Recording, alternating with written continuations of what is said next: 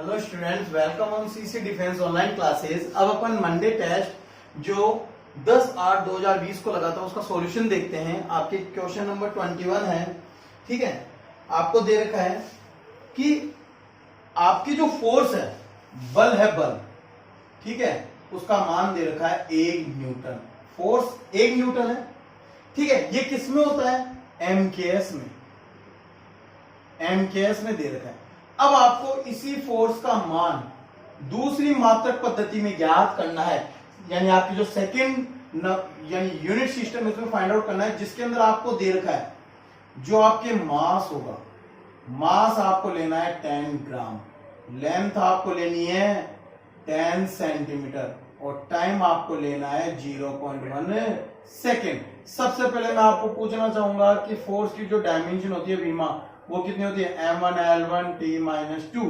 तो अब अपन फॉर्मूला लगाते हैं n2 बराबर n1 ब्रैकेट में m1 अपॉन m2 का की पावर a यानी कि 1, l1 अपॉन l2 की पावर b यानी 1 और t1 अपॉन t2 की पावर -2। अब सोल्व करते हैं। n2 बराबर n1 कितना है? 1। m1 किस में होगा? आपके एमकेएस से तो 1 kg। 1 kg को मैं ग्राम में बदल लेता हूं तो आपके 1000 ग्राम। m2 आपको दे रखा है 10 ग्राम, ठीक है, की पावर a। l पे आते हैं, लेंथ एमकेएस में होती है 1 सेंटीमीटर, 1 मीटर। 1 मीटर में 100 सेंटीमीटर और आपके l2 कितना दे रखा है? 10 सेंटीमीटर की पावर a। टाइम देखिए तो 1 सेकेंड और इसमें टाइम दे रखा है आपके 0.1 सेकेंड की पावर -2। अब इसको सोल्व करते हैं। ये कट गया, ये 1 0 से 1 0, तो n2 कितना आएगा आपके पास? 100 गुणा 10 गुणा ये जब ऊपर आएगा तो 10 की पावर, यानी ये बन जाएगा 10 की पावर यानी 1/100। ये 2 0 2 0 कितना आ गया? 10। तो आपके जो फोर्स होगा वो कितना हो जाएगा? 10 न्यूटन के इक्वल हो जाएगा। तो आपके जो ऑप्शन नंबर सी है वो इसका क्या होने वाला है? राइट। अब इसी प्रकार अपन देखते हैं क्वेश्चन नंबर 22, 22वें नंबर का क्वेश्चन। 22वें नंबर के क्वेश्चन में आपको एक इक्वेशन दे रखी है F बराबर a t प्लस BT²। ये आपको दे रखा है।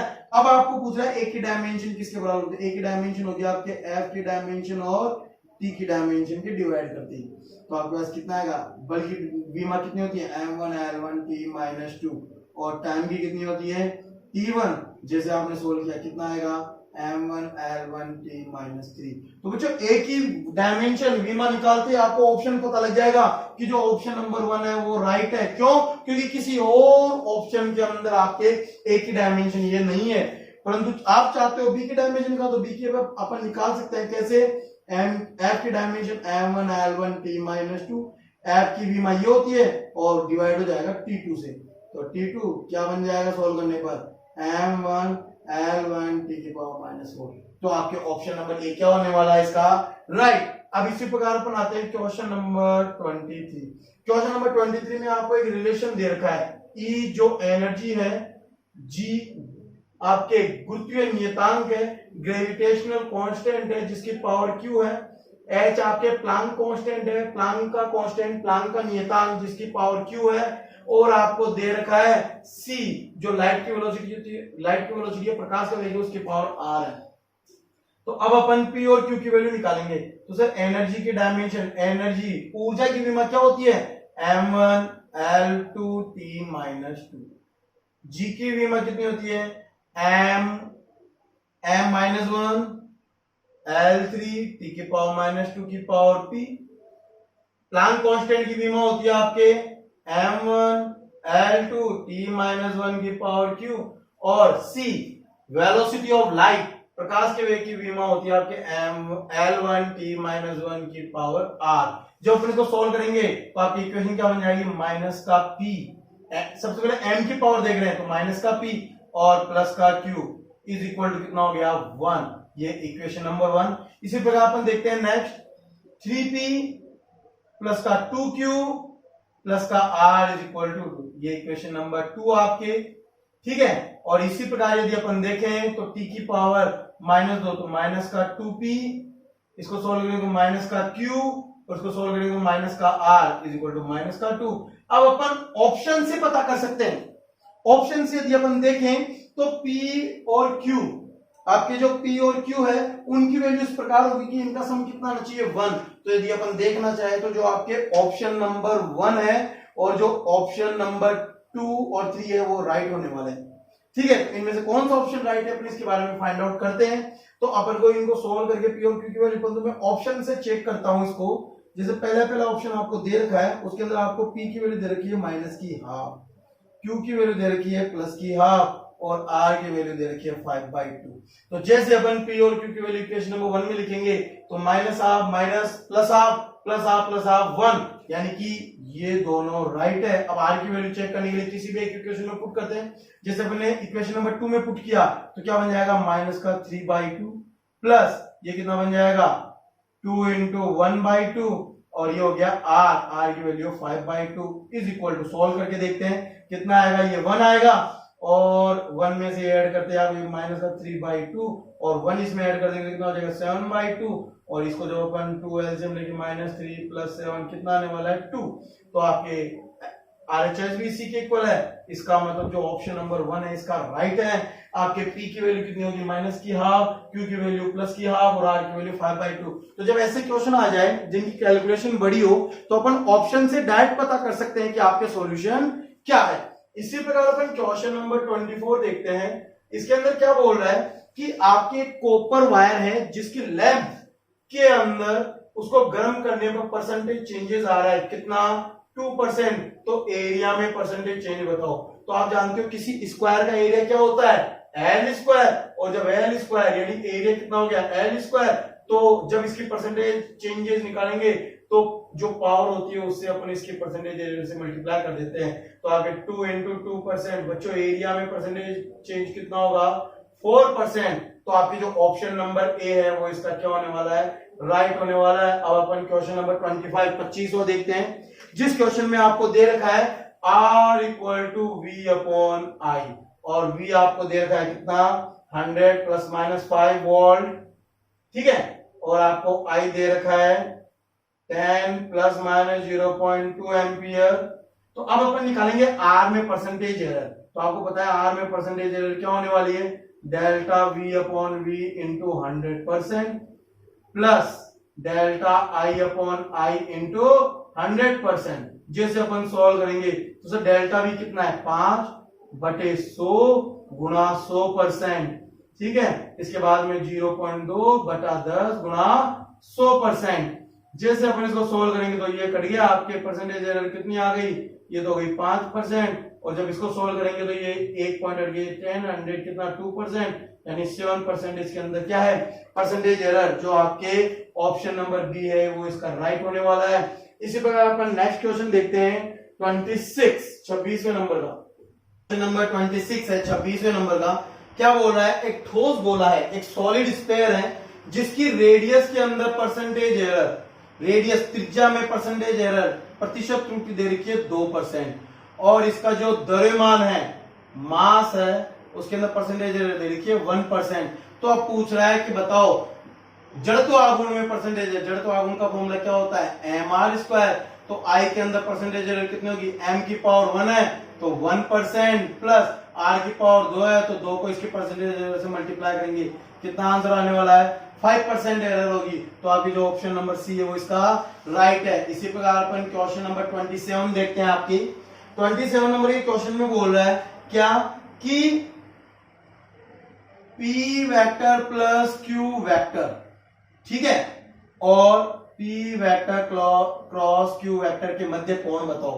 तो मैंने आपको बताया था P vector cross Q vector हमेशा P वेक्टर और Q वेक्टर के लंबवत होता है और इनके योग से मिलने वाले परिणाम के भी क्या होता है लंबवत होता है। तो बच्चों ये इसके क्या होने वाला है लंबवत होता है। तो आपके कोण कितने डिग्री का आएगा, आपके बी ऑप्शन राइट है 5/2 यानी 90 डिग्री। इसी तरह अपन क्वेश्चन नंबर 28 देखते हैं। 28 नंबर के क्वेश्चन में आपको ए वेक्टर दे रखा है कितना है 3i प्लस 4j। तो यदि आप देखना चाहो तो ए का मैग्नीट्यूड कितना होगा square root of 3² plus 4² is equal to 5। और यदि बी वेक्टर देखना चाहे तो बी वेक्टर आपको दे रखा है, ठीक है, 6i प्लस 8j। तो यदि अपन चाहें बी वेक्टर का मैग्नीट्यूड निकालना तो आपको मिलेगा 6 का स्क्वायर प्लस 8 का स्क्वायर का रूट यानी 10। तो ए वेक्टर का मैग्नीट्यूड और बी वेक्टर के मैग्नीट्यूड का रेशियो 5/10 कितना आएगा 1/2। तो जो आपके ऑप्शन नंबर बी है वो इसका क्या होने वाला है, राइट है। इसी प्रकार अपन क्वेश्चन देखते हैं 29 नंबर का। 29 नंबर के क्वेश्चन में आपको बोल रहा है कि आपके दो वेक्टर हैं, एक तो है ए वेक्टर और एक है बी वेक्टर, ठीक है, और इनके बीच का एंगल आपको दे रखा है 120। तो रिजल्टेंट कितना आएगा, रिजल्टेंट आएगा square root of A square plus B square plus 2ab cos 120 minus का 1/2, 2 से कट गया कितना आ गया square root of A square plus B square minus A B. और आर का मान हमेशा क्या होगा, आर का मान हमेशा जो a माइनस बी है उसकी तुलना में क्या रहेगा, उसकी तुलना में हमेशा आपके कम रहेगा। तो r की वैल्यू हमेशा क्या होगी, a माइनस बी से कम होगी, ठीक है। तो ये हो गई अपने बात इसकी। तो इसका जो ऑप्शन नंबर बी है वो इसका क्या होने वाला है, राइट। इसी प्रकार अपन क्वेश्चन नंबर 30 देखते हैं। क्वेश्चन नंबर 30 में आपको बोल रहा है कि दे रखा है A vector dot B vector cross A vector equal किसके होगा। तो मैंने बच्चों आपको बताया था ट्रिपल प्रोडक्ट पढ़ाया था। ट्रिपल प्रोडक्ट कब होता है, जब A vector dot B vector cross A vector हो। तो इसको अपन ऐसे लिख सकते हैं A vector B vector A vector. और मैंने कहा था जब कोई दो वैल्यू सेम हो तो इसका आंसर कितना आने वाला है 0। तो यानी इसके ट्रिपल प्रोडक्ट का आंसर, स्त्रीक गुणन का आंसर कितना हो जाएगा आपके 0। इसी प्रकार अपन क्वेश्चन नंबर 31 देखते हैं। क्वेश्चन नंबर 31 आपके थ्योरेटिकल क्वेश्चन है जिसमें क्या बोल रहा है, if a body start from rest, rest से स्टार्ट हो रहा है यानी u इक्वल टू कितना है 0, ठीक है।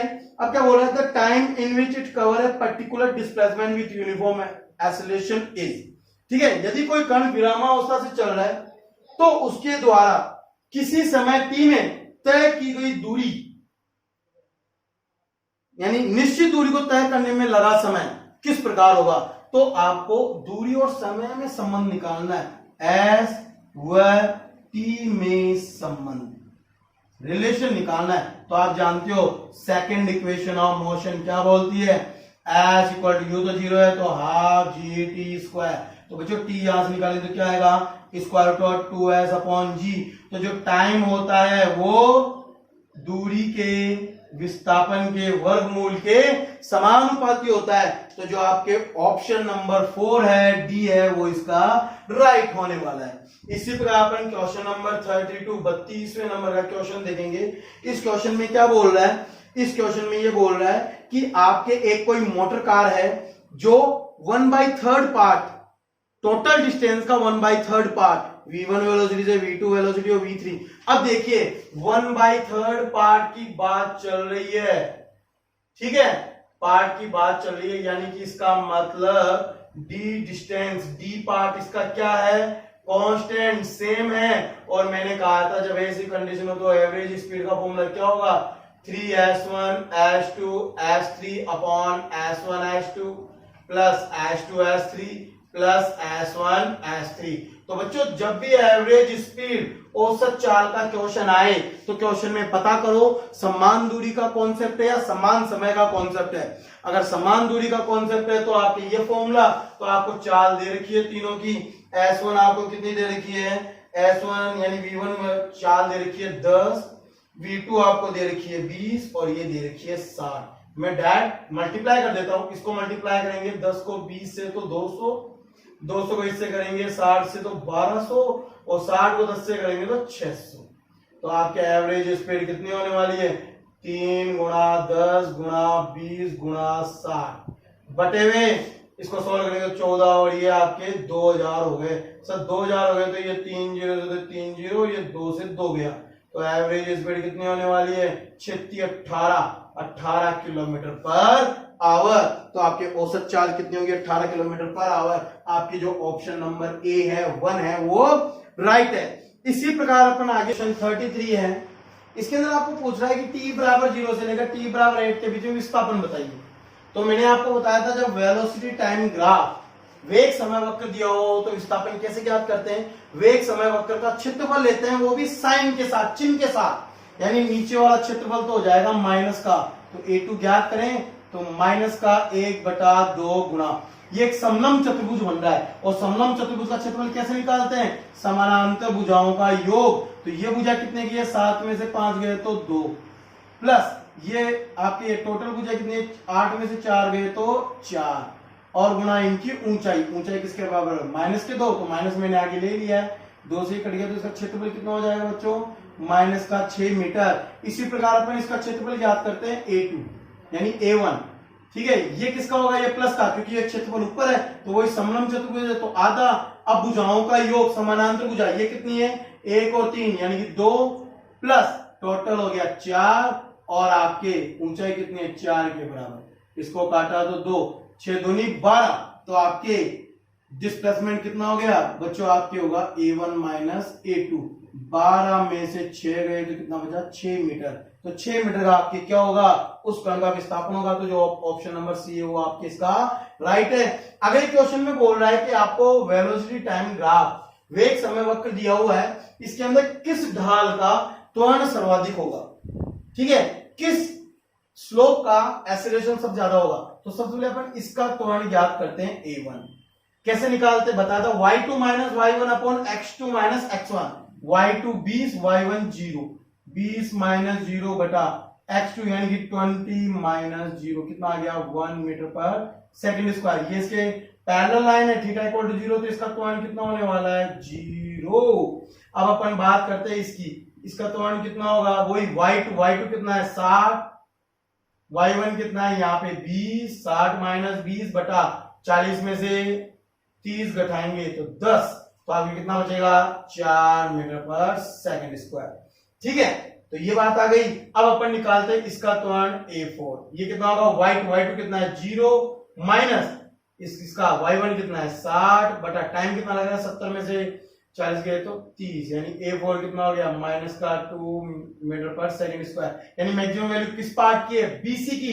तो जो BC पार्ट है इसका त्वरण मैक्सिमम होगा, और वो कितना होगा? 4 मीटर पर सेकंड स्क्वायर। तो आपके जो ऑप्शन नंबर 4 है, यानी सॉरी हाँ, जो ऑप्शन नंबर 4 है यानी डी है, वो इसका राइट होने वाला है। इसी प्रकार अपन क्वेश्चन नंबर देखते हैं 35। तो बच्चों क्वेश्चन नंबर 35 में यहां पे सोल्व कर देता हूं। आपकी क्या है? बोल रहा है एक टावर के शीर्ष से एक पत्थर को ऊर्ध्वाधर ऊपर की ओर फेंकते हैं, ठीक है, यानी ऊपर की तरफ अपन एक पार्टिकल को फेंक रहे हैं, और ये चलकर क्या हो रहा है? जब नीचे टकराता है तो उस समय इसका वेग कितना है? 3u। तो बताओ h हाइट कितनी होगी? तो a इक्वल टू माइनस जी होगा, तो पता कर सकते हैं अपन। तो आप जानते हो थर्ड इक्वेशन ऑफ मोशन क्या होती है? थर्ड इक्वेशन ऑफ मोशन, गति का द्वितीय समीकरण बोलता है आपके v स्क्वायर बराबर u square plus 2as। v कितना है? अंतिम वेग है 3u, तो 3u का होल स्क्वायर माइनस u, तो u स्क्वायर इसको ले जाते हैं, और 2 g भी है माइनस का और h भी है माइनस का, तो माइनस माइनस प्लस। आपको क्या निकालनी है? h हाइट निकालनी है। तो जो h हाइट कितनी होगी? ये हो गया 9u स्क्वायर में से किया तो 8u स्क्वायर अपॉन 2g, 8 से ये गए तो 4, कितना आ गया? 4u square upon g। तो आपका जो ऑप्शन नंबर 2 है वो राइट होने वाला है, बी ऑप्शन इसका राइट है। अब इसी प्रकार अपन 36 नंबर वाला क्वेश्चन देखते हैं।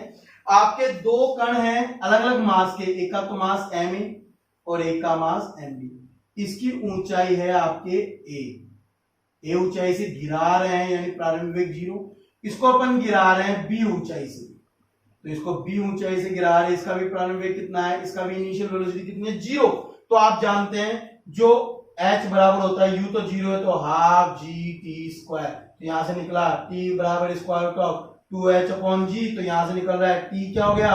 h के वर्गमूल के समानुपाती। इसका मतलब a और b के समय का जो अनुपात होगा वो a की ऊंचाई और b की ऊंचाई के वर्गमूल के अनुपात के तुल्य होगा। तो आपके जो ऑप्शन नंबर 3 है, सी है, वो इसका राइट है। इसी प्रकार अपन 37 नंबर वाला क्वेश्चन देखते हैं। 37 नंबर वाला क्वेश्चन थ्योरेटिकल है। इसमें क्या बोल रहा है? एक पार्टिकल को अपन ऊपर की तरफ फेंक रहे हैं, ठीक है, तो यह अधिकतम ऊंचाई पर पहुंचती है उस स्थिति में जब वो अधिकतम ऊंचाई पर होती है तो आपको पता है कि वेग तो 0 होने वाला है, परंतु जो त्वरण होता है वो किसके बराबर होता है, माइनस का g, यानी ये 0 के इक्वल नहीं होता है, यानी वेग तो 0 होता है, त्वरण अशून्य रहता है। तो आपके जो ऑप्शन नंबर 4 है इसका क्या होने वाला है, राइट। अब इसी प्रकार अपन क्वेश्चन नंबर 38 यानी कि 38वां क्वेश्चन देखते हैं। इसके अंदर क्या बोल रहा है, आपके दो रेलगाड़ी है जिनकी प्रत्येक की लंबाई, दोनों की लंबाई तुम्हें दे रखी है 50 मीटर, ठीक है। एक दूसरे की ओर, यानी एक तो इधर जा रही है u1 वेग से, u1 चाल से 10 मीटर पर सेकंड से, और दूसरी इधर आ रही है कितने से, 15, u2 बराबर दे रखा है 15 मीटर पर सेकंड। तो मैंने कहा था जब कोई दो कण विपरीत दिशा में चल रहे हो तो उनका सापेक्ष वेग निकालते हैं, और सापेक्ष वेग कैसे निकालते हैं, u1 माइनस u2, तो तुम देख रहे हो ये तो 10 हो गया, परंतु इसकी दिशा उल्टी है तो इसकी वेग माइनस का 15, तो टोटल कितना हो गया 25 मीटर पर सेकंड स्क्वायर। तो बच्चों उसको 25 मीटर पर सेकंड, तो उसको कितना टाइम लगेगा, टोटल डिस्टेंस कितनी होगी, L1 प्लस L2 बटा हुआ आपके सापेक्ष वेग। तो जैसे अपन L1 प्लस L2 करेंगे तो 50 100 में भाग दिया 25 का, कितना आंसर आने वाला है, 4 सेकेंड, यानी वो एक दूसरे को 4 सेकेंड के अंदर क्या कर जाएगी, पार कर जाएगी। तो उसको लगने वाला समय 4 सेकेंड होगा। तो आपके ऑप्शन नंबर 20 का क्या है, राइट है। बच्चों अब अपन नेक्स्ट क्वेश्चन देखते हैं, आपके 39 वाला 39 वाला नंबर वाला क्वेश्चन है। एक कण, एक वस्तु को स्थिर अवस्था h ऊंचाई से गिराया जाता है, यानी u बराबर 0 से h ऊंचाई से किसी कण को गिराया जा रहा है, ड्रॉप किया जा रहा है, ठीक है। तो अंतिम सेकंड के अंदर ये कितनी दूरी तय करता है, 9h/25 दूरी तय करता है।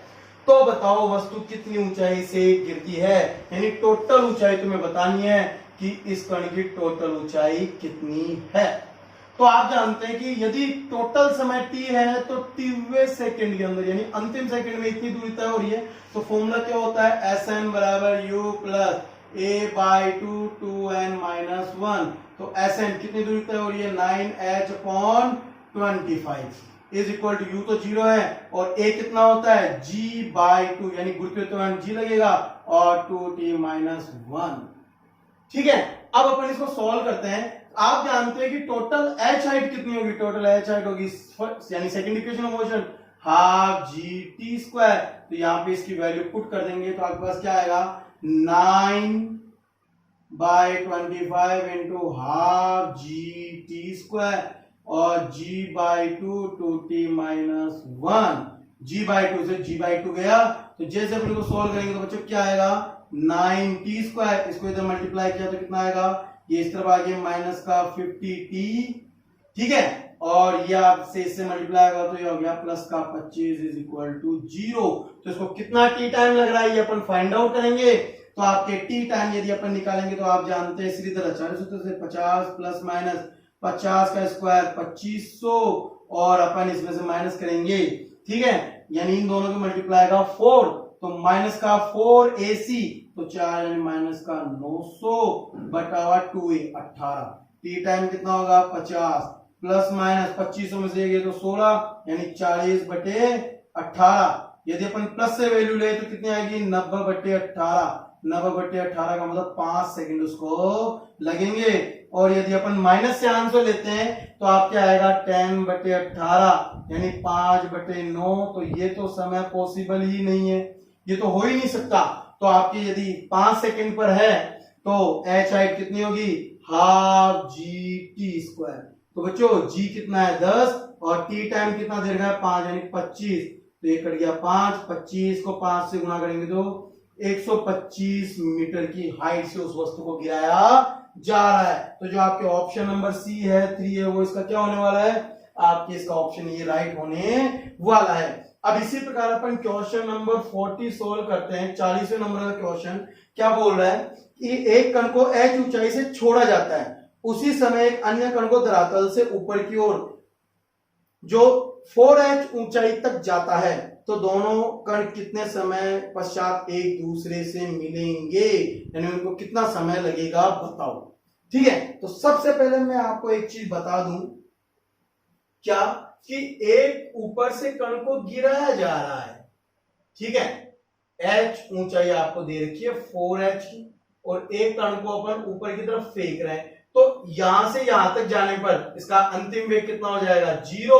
अंतिम वेग 0 हो जाएगा, तो इसकी वेलोसिटी कितनी होगी, तो अपन देख रहे हैं थर्ड इक्वेशन ऑफ मोशन, गति के तृतीय समीकरण से बच्चों आप जानते हो v square is equal to 0, ये आपको प्रारंभिक u स्क्वायर दे रखा है माइनस का 2g, h कितना दे रखा है 4h, हो गया। तो यहां से u निकल के आ गया कितना, स्क्वायर रूट ऑफ 8gh, ठीक है। तो इतने वेग से उसको फेंका जा रहा है, तो t टाइम कितना लगेगा, मैंने आपको बताया था डायरेक्ट फॉर्मूला है क्या, कुल दूरी 4h में डिवाइड कर दो u वेग से, तो आप देखोगे 4h में जब अपन इसे डिवाइड करेंगे तो बच्चों कितना आएगा 8gh। जैसे अपन इसको कट करेंगे तो t इक्वल टू कितना आने वाला है, अपन चाहे तो 8 को लिख सकते हैं कैसे, 4h अपॉन 2 रूट 2gh, ये से कट गया तो 2, तो आपकी कितना बन गया 2 square root of h upon 2g। इसको भी यदि अपन काट ले तो ये जब इससे कटेगा तो ये रूट 2 बचेगा, तो आंसर हो गया रूट 2h अपॉन g। इतने t टाइम के बाद में एक दूसरे से टकराएंगे।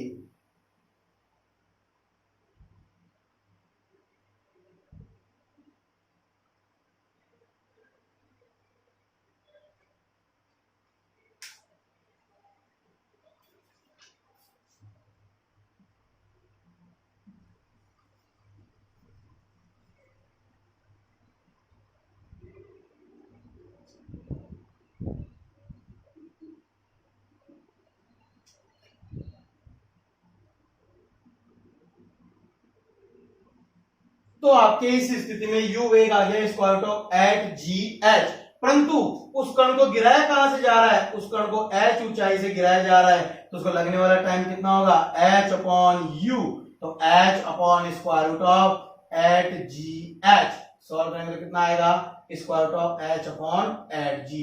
तो आपकी जो ऑप्शन नंबर 1 है ए है वो इसका राइट है। इसी प्रकार अपन क्वेश्चन नंबर 41 देखते हैं, आपके 41वें नंबर का क्वेश्चन। 41वें नंबर के क्वेश्चन में आपको क्या दे रखा है, एक कोई कण है जो विरामावस्था से तो प्रारंभ होता है, किससे, अल्फा त्वरण से, ठीक है, और t1 समय तक चलता है, ठीक है, और कितनी दूरी तय करता है x1 दूरी, और अधिकतम वेग प्राप्त करता है, और उसके बाद में माइनस के बीटा मंदन से चलकर t2 समय पश्चात x2 दूरी के पश्चात वह रुक जाता है, ठीक है, यानी उसकी अंतिम वेग भी कितना हो जाता है 0, यानी आपके स्थिर अवस्था से प्रारंभ होकर स्थिर अवस्था में ही रुक जाने वाली गति की कंडीशन है। और इस कंडीशन में मैंने आपको बताया था डायरेक्ट क्या, कि जो समय का अनुपात होता है, क्योंकि u तो 0 है, तो समय का जो अनुपात होता है वो त्वरणों के व्युत्क्रम अनुपात के तुल्य होता है, और जो दूरियों का अनुपात होता है वो भी त्वरणों के व्युत्क्रमों के अनुपात के तुल्य होता है। तो बच्चों बहुत अच्छा क्वेश्चन है, इसको आप रट लीजिए, याद कर लीजिए। अगर आप सोल्व करना चाहें तो आप ऐसे सोल्व कर सकते हैं, जैसे फर्स्ट इक्वेशन ऑफ मोशन से अपन देखें पहले पार्ट के अंदर, तो final velocity v maximum initial 0 बराबर अल्फा t1, और फिर सेकंड पार्ट के लिए देखेंगे तो आपके 0 is equal to v max minus beta t2, तो यहां से जब आप t1 अपॉन t2 निकालेंगे तो आपका बीटा अपॉन अल्फा आएगा। इसी प्रकार आप थर्ड इक्वेशन से भी क्या कर सकते हैं, दूरियों का निकाल के सोल्व कर सकते हैं। तो आपके डायरेक्ट ऑप्शन है इसका बी ऑप्शन इसका राइट होगा, ठीक है। अब अपन देखते हैं क्वेश्चन नंबर 42, जो आपके 42 नंबर वाला क्वेश्चन है, उस क्वेश्चन में आपको क्या बोल रहा है कि एक कोई कण है जो r त्रिज्या के वर्ताकार पथ पे गति कर रहा है, ठीक है, v वेग से v चाल से गति कर रहा है, तो जब ये व्यास तक दूसरे बिंदु पर आ जाए, ठीक है, v वेग चल रहा है, तो यह जब आधे वृत्त की गति तय करे तो बताओ आपके वेग में परिवर्तन कितना होगा। तो सर डेल्टा v कितना होगा, यानी बाद में वेग हो गया माइनस का v, क्योंकि बच्चों दिशा बदल गई है, v की उल्टी माइनस की v, और ये v यानी कितना हो गया माइनस का 2v। तो मैग्नीट्यूड यदि अपन ले तो कितना आएगा 2v, और यदि चाल में अंतर पूछा जाए तो बच्चों चाल का मैग्नीट्यूड तो सेम है, तो चाल में अंतर कितना हो गया 0।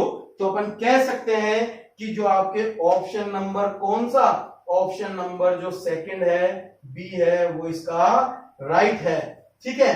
तो आपके 42 नंबर वाला क्वेश्चन हो गया। अब अपन देखते हैं 43 नंबर वाला क्वेश्चन। 43 नंबर वाले क्वेश्चन में अपन को क्या बोल रहा है कि एक वस्तु पृथ्वी की सतह से ऊपर की तरफ प्रेक्षित की जाती है, फेंक रहे हैं, ऊपर की तरफ फेंकेंगे तो आपको पता है v इक्वल टू क्या हो जाएगा, u माइनस जी टी। और जब अपन वेग समय वक्र बनाएंगे तो बच्चों एक सरल रेखा बनेगी। तो देखो कैसे बनेगी, u यानी c तो है प्लस का और माइनस है तो है माइनस का, तो 90 से बड़ा, तो आपके इस प्रकार ये वक्र बने जाएगा। u अपॉन जी पर इसका वेग 0 और आपके 2u अपॉन जी पर ये पुनः धरातल पर आ जाएगा। तो आपके ये इसका वक्र बन गया। तो आपके ऑप्शन नंबर जो बी है 2 है वो इसका राइट है। अब स्टूडेंट आपके 44 नंबर वाला क्वेश्चन सेकंड लास्ट क्वेश्चन है, उसके अंदर क्या बोल रहा है, एक कण का विस्थापन शून्य है। यदि किसी कण का विस्थापन शून्य है तो जरूरी नहीं है दूरी शून्य हो भी सकती है या नहीं भी हो सकती, यानी शून्य हो भी सकती है या अशून्य भी हो सकती है। तो आपके शून्य हो भी सकती है या नहीं भी हो सकती, तो आपके ऑप्शन नंबर बी इसका क्या है, राइट है। अब इसके बाद अपन क्वेश्चन नंबर 45 देखते हैं। 45वां क्वेश्चन आपके बोल रहा है क्या कि औसत वेग का परिमाण औसत चाल के समान है।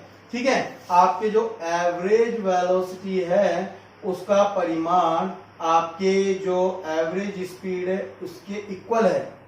तो बताओ आपके मोशन कौन सा है, एक वक्रीय पथ पर, वक्रीय पथ पर ऐसा कभी भी नहीं हो सकता। नंबर 2 एक समान गति, एक समान गति मतलब एक ही दिशा में गति, यानी आपके बी ऑप्शन राइट हो सकता है ना।